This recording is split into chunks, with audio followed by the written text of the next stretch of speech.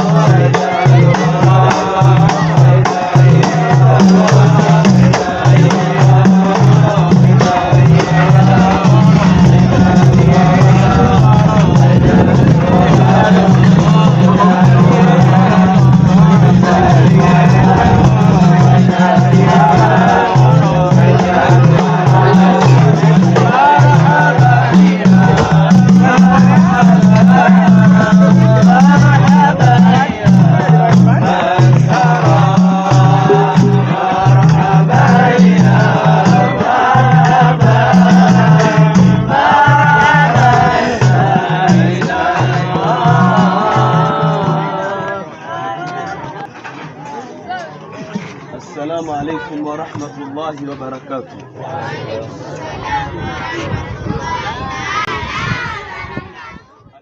والبشر صلى الله عليه وعلى آله وصحبه وسلم وبعد. يقول تبارك وتعالى في كتابه العزيز بعد أعوذ بالله من الشيطان الرجيم إنهم فتية آمنوا بربهم وزدناهم هدى. Baada ya kumshukuru Allah subhanahu wa ta'ala na kumtakia rehma mtukufu wa daraja Mtume Muhammad sallallahu alaihi wasallam, hatuna budi kurejesha shukrani zetu kwa Allah subhanahu wa ta'ala aliyetujalia tukawa ni wenye kukamilisha hafla hii takatifu katika mji wa Banjul. Mimi sijasimama hapa kuwa ni mzungumzaji, bali nasafisha barabara. Kama kuna miba, kama kuna matope, basi hivyo vichafu vyote mimi navisafisha ili tuweze kupata utulivu, tunyamaze, tuwakaribishe wale ambao kwamba watakao tuelezea faida ya vikao kama hivi. Alhamdulillahi rabbil alamin والعاقبة للمتقين ولا عدوان إلا على الظالمين. صلوات ربي وتسليماته عليه وعلى آله وصحبه والتابعين لهم بإحسان إلى يوم الدين. أما بعد، فيا رب اشرح لي صدري ويسر لي أمري واحلل عقدة من لساني يفقه قولي. Ama baada ya kumhimidi Allah tabaraka wa taala na kumtakia rehma kipenzi chetu bwana mtume Muhammad sallallahu alayhi wa alihi wasallam, awalan ni lazima sisi kumshukuru Mwenyezi Mungu Subhanahu wa Ta'ala kwa neema mbalimbali ambazo kwamba tuneemesha nazo, ikiwemo neema ambazo kwamba tuneemesha nazo ni neema ya kuwa sisi ni Waislamu, neema ya kutukia sisi Waislamu. Na Mwenyezi Mungu Subhanahu wa Ta'ala Qur'an anasema inna dina inda Allahi al-Islam. Ama neema nyingine ambayo kwamba yatupasa sisi kurejesha shukrani kwa Mwenyezi Mungu Subhanahu wa Ta'ala, na taban neema ni nyingi, lakini tunaenda kufanya tasfif, tunaenda kufanya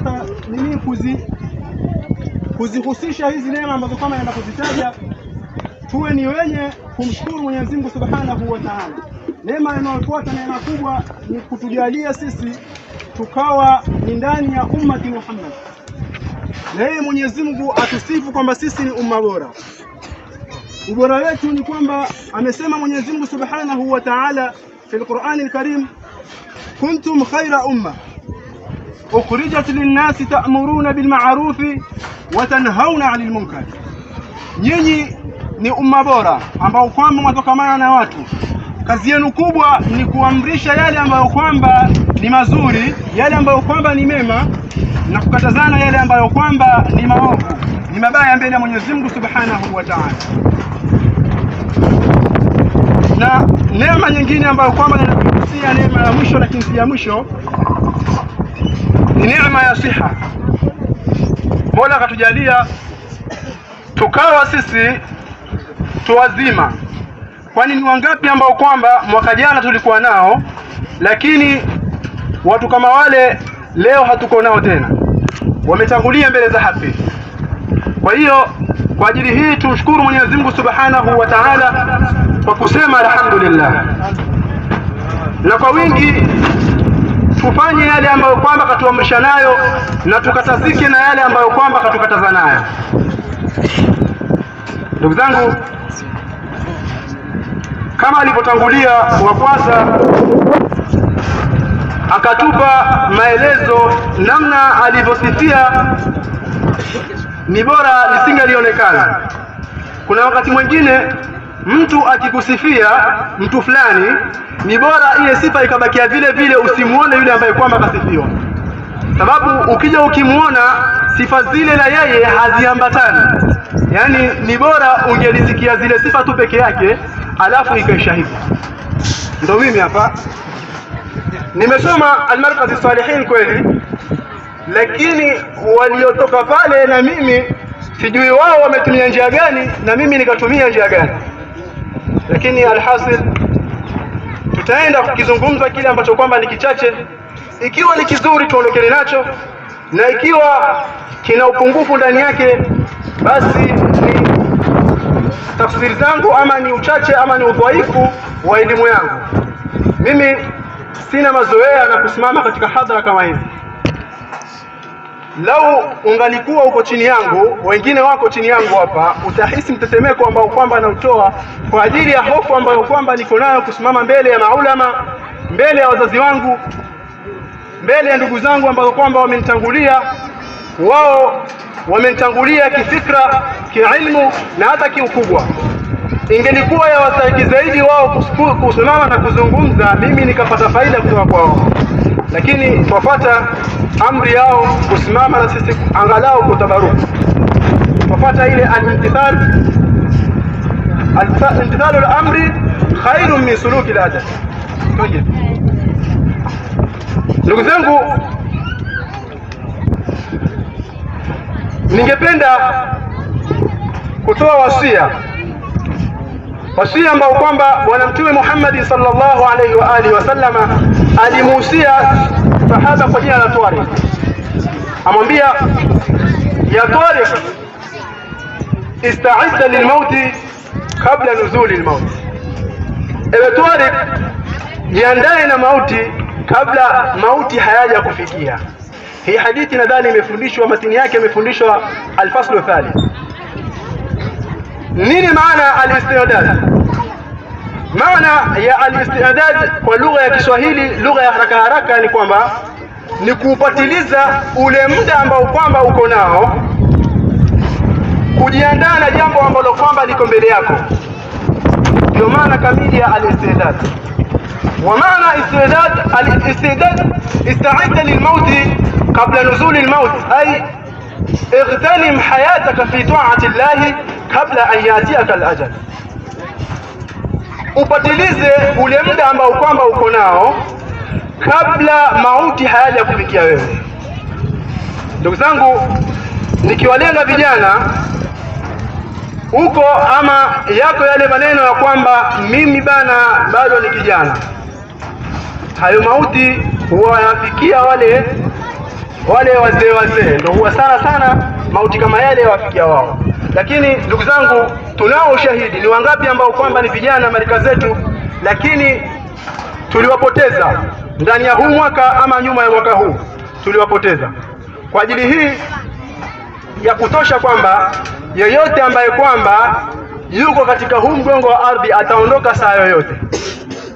Tuliokuwakusanyikia hapa tukawatilia dua, si kwamba tuliagana kwamba wao watangulie, sisi tuko nyuma yao, ama sisi ndio tuwenye kubakia na kuwatilia dua wao. La, hayo ni mapango ya Mwenyezi Mungu Subhanahu wa Ta'ala. Kwani huenda leo, huenda mwaka kesho, tukikusanyika mahala kama hapa, wale ambao kwamba tulikuwa nao mwaka huu tukaenda tukawakosa. Kwa ajili hii inatubidi sisi tujiandae na mauti. Nikiwaelekea wazee wangu, sisi ni vijana, tuko na hiyo kauli ya kwamba sisi ni vijana. Je, upande wa wazee, pia na wewe ni mzee, pia na wewe una umri ambao kwamba itakuwa wajigamba nao utaishi? Mtume sallallahu alayhi wa alihi wasallam atuambia, a'maru ummati ma baina 60 wa 70. Umri wa umma wangu ni baina ya 60 mpaka 70. Sasa swali liko kwako, wewe uko na mingapi? Uanze kujihesabia miaka yako iko na mingapi. Na lau mpaka sasa hivi waona niko na umri wa kuishi, basi tukwambia umri ambao kwamba uko nao itakuwa ni bonus, na bonus si lazima upate. Kwa hiyo inakubidi wewe ujiandae na mauti. Kwa haraka haraka, zipi njia za kujitahidi nazo? Zipi njia ambazo kwamba twafaa sisi tujiandae nazo? Ndugu zangu, njia zote ambazo kwamba nitaenda kuzielezea ni taatillah, ni kumtii Mwenyezi Mungu Subhanahu wa Ta'ala. Yufarriju dhikruhu alqurbatu anna idha nazalat bisahatina alkhutubu ya khayra rusulillahi qadruka qad samma fashfa liman salla alayka wa sallama ya Rasulullah. kullu nnasi tuladu thumma tafna wa wahduka anta miladuka hayati. kullu nnasi tudhkaru thumma tunsa wa dhikruka anta baqin fi salati. Ayuha nnasu ibadallah, sallallahu alayhi wa alihi wa sallam, hatuna budi kurejesha shukurani za dhati kwa Allah subhanahu wa ta'ala kwa kuwa ametuwafikia kuweza kukutana katika vikao ambavyo kwamba vimesifiwa, vikao ambavyo kwamba Allah subhanahu wa ta'ala ameviridhia. Ndugu zangu Waislamu, nimepewa dakika 3 dakika 4 za kuzungumza. Nitataja kiswa kimoja, kiswa ambacho kwamba ndani ya kiswa hicho kuna mafundisho ambayo kwamba nayatoa kama zawadi. Leo twaishi katika dhiki, tuna matatizo, asiyekuwa na hili ana lile, madeni yamekithiri, mambo yamekuwa mazito katika mujtamaa wetu, katika maisha yetu, katika kila kitu chetu. Ndugu zangu Waislamu, dawa ya matatizo yetu ni swala ya Bwana Mtume Muhammad sallallahu alayhi wasallam, yule ambaye kwamba tumemkusanyikia hapa. Ndugu zangu Waislamu, nitatoa sigha katika alfadh ambazo kwamba lao mtu atashikamana nazo katika maisha yake. Hii ni swala ya Mtume, swala ambayo kwamba imepokelewa kwa njia ya ndoto. Bwana mmoja ambaye kwamba alikuwa anaitwa Al-Harithu Al-Muhasibi, huyu mwanachuoni mkubwa, mwanachuoni ambaye kwamba anamtaja al-Imam Ahmad bin Hanbal, al-Imam Adh-Dhahabi anamtaja katika kitabu chake cha Siyaru A'lami Nubala. Huyu bwana imamu mkubwa asema kwamba amepatwa na dhiki na matatizo katika maisha yake, yeye na familia yake. Wakati alipopatwa na matatizo, alipopatwa na shida, akawa amefikia hatua asema ya kwamba hata dhananna annahu la khalasa lana, mpaka tukadhania kwamba shida namna zilivyotupata, tukadhania ya kwamba hakuna namna ambayo kwamba tutaokoa ama tutaokoka kutokamana na shida kama hii. Siku moja alilala ama akiwa yeye na mke wake usiku, wakawa muomba Allah subhanahu wa ta'ala. Mara ghafla akalala, akamuona Bwana Mtume Muhammad sallallahu alayhi wa alihi wasallam usingizini. Mtume Muhammad sallallahu alayhi wasallam alipomjilia usingizini, akamuona yuko na huzuni. Mtume Muhammad sallallahu alayhi wasallam alipomuona katika hali ile, akamuuliza uko na nini? Akamwambia ni dhiki, madeni, kero ya Rasulullah. Mtume Muhammad sallallahu alayhi wasallam akamfundisha swala ambayo kwamba lao Muislamu atadumu nayo katika maisha yake, atakuwa akikariri katika dhiki ambazo kwamba anazipata, basi shida zile zitaondoka. Huyu bwana atuambia kwamba falakana ni Rasulullah, Mtume Muhammad sallallahu alayhi wasallam katika ndoto akanambia, sema na maneno haya: Allahumma salli ala Muhammadin wa ala ali Muhammadin salatan tunjina biha min jami'il ahwali wal afat wa taqdi lana biha min jami'i au jami'al hajat. Haya maneno lau Muislamu atayakariri katika maisha yake, ni swala ya Mtume ambao kwamba lau mtu ataisema ama ataitaja katika dhiki ambao kwamba yuko nayo, basi Mwenyezi Mungu Subhanahu wa Ta'ala atamuondoshea makero yake. Kama ana madeni atamuondoshea. Kwa hiyo ndugu zangu Waislamu, tufikia hapa, namuomba Allah Subhanahu wa Ta'ala ajalie min alladhina yastami'una alqawla wa yattabi'una. Sallu ala nabi. Sasa nashindwa nizungumze nini, manake watu wako hoi hoi. Lakini jamaa kwanza alizungumza Ustadhi Yahya, ameanza kututisha ati paka vijana wanakufa. Alafu kicheki bado tuko na mabibi wengine hawajaoa, wengine wana mmoja. Alafu akatisha na wazee pia, washafisha 60 pale. Kuna wazee wankaa hapa na wajua mimi, washafisha 60. Akawatisha asema ikifika 70 wale wapo. Alafu ndugu yetu wakuja tuambia hapa kuwa kumsifu Mtume ni dawa. Ukitaka mambo yako yafaulu, umsifu Mtume. Sasa hivi tuelekea mfungo 6, kuna watu wana register ya maulidi, mimi nihudhuria maulidi fulani, lakini nitakalolisema mimi, hayo maulidi uliohudhuria wewe umenufaika na nini kwa hayo maulidi? Waenda tu uhudhurie, uimbe, upige twari, usikerao, upige mfunga nde zako, ama kuna kitu waathirika nacho? Wa idha qultum fa'dilu, takaposema kwenu adilifu. kuwa mpenda mtume, mwenye kupendwa kufuatwa. Innal muhibba liman yuhibbu. Hapa kuna watu swali ya dhuhuri au kuja maulidini wakasikia raha mtume, lakini wakienda kule hakuna kuswali. Hasa atamuruna nasa bilbirri watansauna, twaimizwa na walimu. Hasa mimi naeleza kwa walimu. Sasa walimu wahimiza watu kufanya mema, lakini wanaelezea watu kuwa wafuate mtume, bado time naye chakula kije wanaelezea watu wafuate mtume. Lakini je, mnawaelezea watu mufuate mtume, nyinyi mwafuata? Naona mpaka hapa naona muulize maswali, maana huyu jamaa walidara kweli hapa. Kwa hivyo tusomeni dua alafu kije, maana kidogo noma.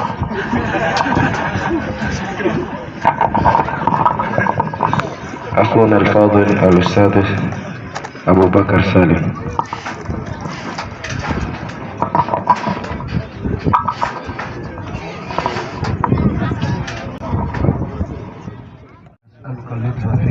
وعلى آله وصحبه وسلم بفضل سبحان ربك رب العزة عما يصفون وسلام على المرسلين الحمد لله رب العالمين.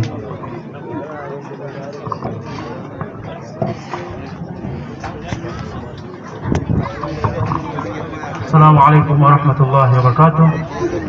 Kabla hatujazungumza chochote, tungewaomba kwanza huko Wandazi watuandalie na tukae kwa mtindo wa kushirikiana insha Allah.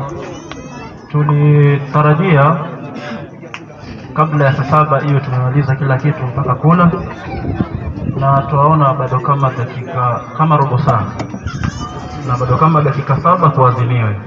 Kwa hiyo insha Allah tutajaribu kutumia hizo dakika kutabaruku. Kwa hiyo tuwaomba kwanza kabla tuja